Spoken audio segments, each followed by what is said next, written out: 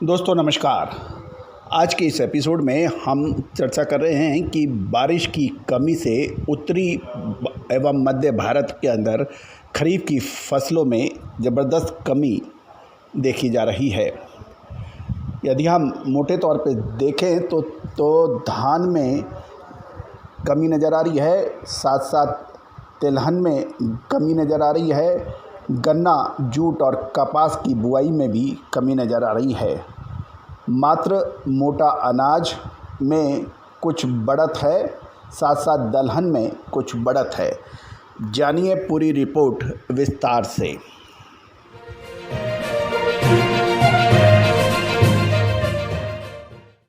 दोस्तों नमस्कार, मैं colonel Ajay, CEO Ajay astro money Guru, first global astro finance digital channel से आपसे मुखातिब होता हूं। आज 9 जुलाई सन 2022।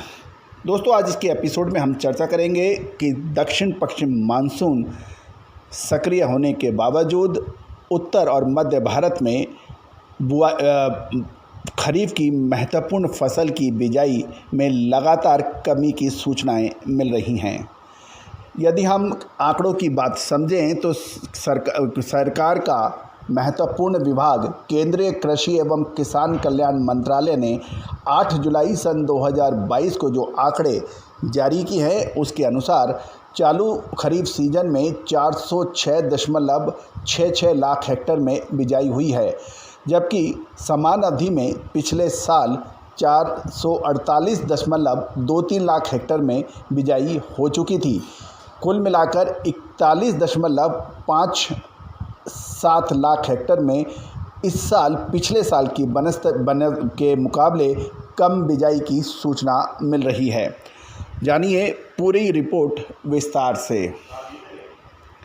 देश के मध्य भारत में मानसून का रुख रूखा रहा है। उत्तर भारत में भी खरीफ की फसलों की बुआई बाधित या हुई है। ऐसे में जैसा मानसून विभाग की तरफ से कहा गया है कि उत्तर भारत में मानसून की सक्रियता मौजूदा समय में कम है और आगे अच्छी होने की संभावना है।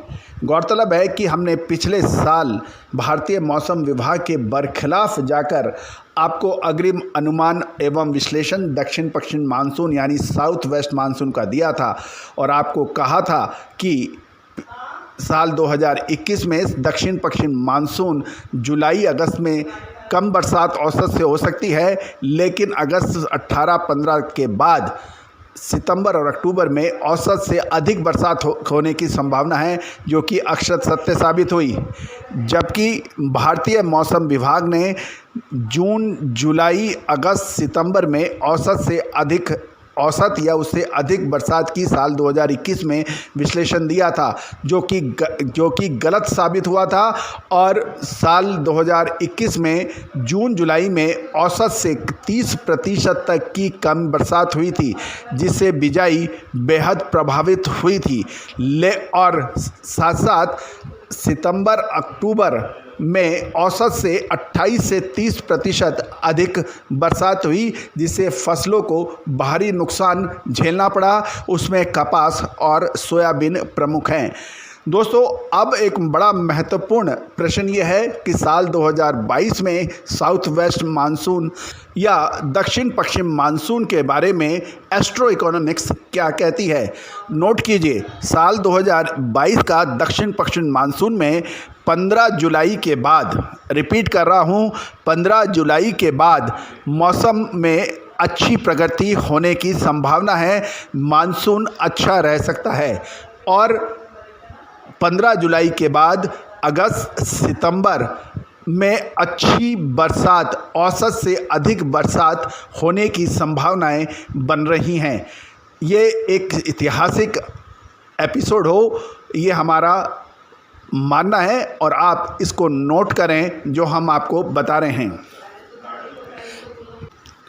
खरीफ की महत्वपूर्ण फसल में सरकारी आंकड़ों के अनुसार 406.66 लाख हेक्टेयर में ही औसत बुआई हुई है। पिछले साल समान अवधि में खरीफ की फसल की बिजाई 448.23 लाख हेक्टेयर में हुई थी। यानी अभी तक पिछले साल के मुकाबले 41.55 लाख हेक्टेयर में बुआई कम हुई है। यदि हम औसत बुआई में अब तक 41.57 लाख हेक्टेयर में कम बिजाई हुई है। इसमें यदि हम मोटे तौर पे देखें तो धान में 22.75 लाख हेक्टेयर की कमी, मोटे अनाज में लगभग 95,000 हेक्टेयर यानी ज्वार, बाजरा, रागी में इसमें अधिक बिजाई की समाचार मिल रहे हैं, जबकि तिलहन, मूंगफली, सूरजमुखी, अरंडी और सोयाबीन में 19.26 लाख हेक्टेयर की कमी है। दलहन में अरहर, उड़द, मूंग इत्यादि में 45,000 हेक्टेयर में पिछले साल के मुकाबले अधिक बिजाई हुई है। यदि हम गन्ना यानी शुगर केन को भी देखें तो 25,000 हेक्टेयर में कमी देखी गई है। जूट और पटसन में 15,000 हेक्टेयर में अभी तक पिछले साल के मुकाबले कमी देखी गई है। कपास में भी 15,000 हेक्टेयर के में कमी की सूचना मिल रही है। भारत के केंद्रीय कृषि एवं किसान कल्याण मंत्रालय की तरफ से जो 8 जुलाई सन 2022 में नवीनतम आंकड़े दिए गए हैं, उसके मुताबिक धान के अंदर पिछले खरीफ की फसल में इसी मौसम में इसी अवधि में धान की कुछ औसत बुआई 95 लाख हेक्टेयर में हो गई थी। ऐसे में पिछले खरीफ की मौसम की तुलना में चालू खरीफ फसल के मौसम में अभी तक धान की औसत बुआई 22.75 लाख हेक्टेयर की कमी देखी जा रही है।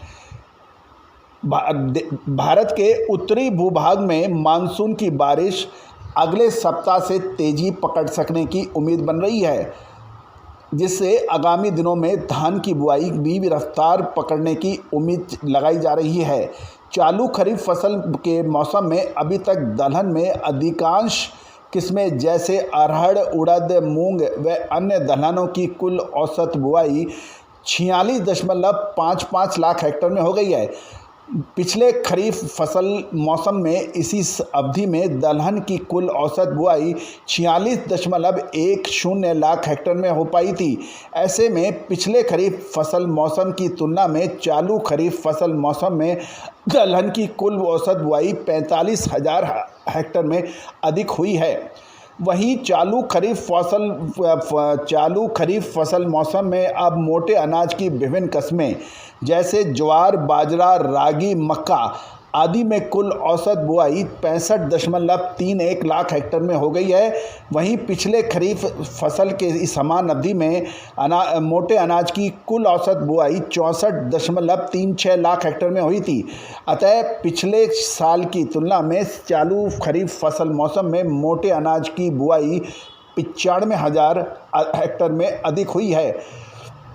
यदि हम तिलहन के अंदर देखें यानी मूंगफली, सूरजमुखी, अरंडी, सोयाबीन इत्यादि, कुल औसत बुआई 77.80 लाख हेक्टेयर में हो पाई थी। वहीं पिछले खरीफ फसल में इस समान अवधि के अंदर कुल औसत बुआई 97.56 लाख हेक्टेयर में हुई थी, जिससे पिछले खरीफ फसल मौसम की तुलना में चालू खरीफ मौसम में अब तक तिलहन की कुल औसत बुआई में 19.26 लाख हेक्टेयर की कमी पाई गई है। वहीं चालू खरीफ फसल में गन्ने के अंदर कुल बुआई 53.31 लाख हेक्टेयर में हुई थी। वहीं पिछले साल गन्ने की बुआई समान अवधि में 53.56 लाख हेक्टेयर में हुई थी।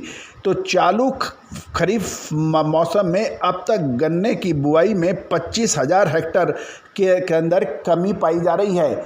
साथ साथ यदि हम जूट एवं पटसन की तरफ देखें तो करंट सीजन में 6.86 लाख हेक्टेयर में हो पाई है, जबकि पिछले साल समान अवधि में 6.91 लाख हेक्टेयर में हुई थी। अतः कि करंट में खरीफ फसल मौसम की तुलना में लगभग जूट एवं पटसन की बुआई में 15,000 हेक्टेयर की कमी बनी हुई है। इसी तरह से कपास की को हम देखें तो मौजूदा समय में 84.60 लाख हेक्टेयर में हो पाई है। वहीं पिछले साल समान अवधि में 84.75 लाख हेक्टेयर में कपास की बुआई हुई थी। अतः कि चालू खरीफ फसल मौसम की तुलना में पिछले फसल की तुलना में इस साल लगभग कपास की बुआई में 15,000 हेक्टेयर की कमी पाई जा रही है। तो दोस्तों, लेकिन मौसम के अंदर दक्षिण पश्चिम मानसून के अंदर आने वाले समय में अच्छी बरसात होने की संभावना बन रही है, जो कि एस्ट्रो इकोनॉमिस्ट के मुताबिक आप ये नोट करें। दोस्तों, यदि आप हमारे चैनल पे नए हैं और अभी तक सब्सक्राइब नहीं किया है तो इसको सब्सक्राइब, लाइक और शेयर करना बिल्कुल ना भूलें। All the very best, good luck, happy trading.